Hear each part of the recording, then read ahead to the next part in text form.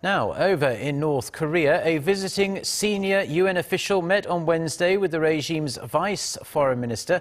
The details of those talks remains rather sketchy, but the United States made it clear that the envoy, who is a former State Department official, is not carrying a message from Washington. Kwon Jang-ho reports. Jeffrey Feltman, the UN's Under-Secretary General for Political Affairs, has started meeting with North Korean officials in Pyongyang.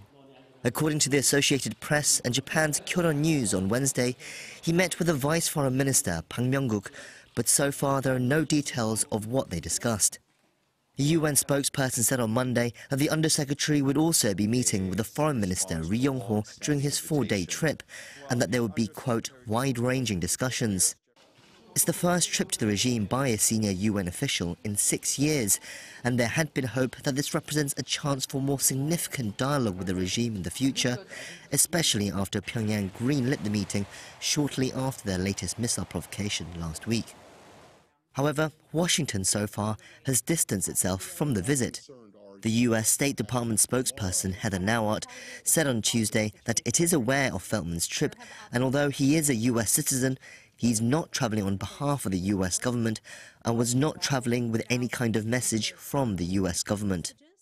She also stressed that although the US remains open to talks with Pyongyang, talks can only happen if the regime shows serious intent towards denuclearization, and that so far they have not shown that. Meanwhile, the US Department of Defense on Tuesday rebuffed claims that family members of US troops in South Korea should be moved out. Lindsey Graham, the Republican senator from South Carolina, said last Sunday that it's, quote, crazy to send spouses and children to South Korea given the provocation of North Korea. But a Pentagon spokesperson told Seoul's Yonhap News that there are no plans to modify the current policy on military dependence and that ensuring their safety and welfare is a key element of the South Korea-US alliance. He added that the US has many contingency plans in place all over the world to keep its military families safe. Kwon Jang-ho, Arirang News.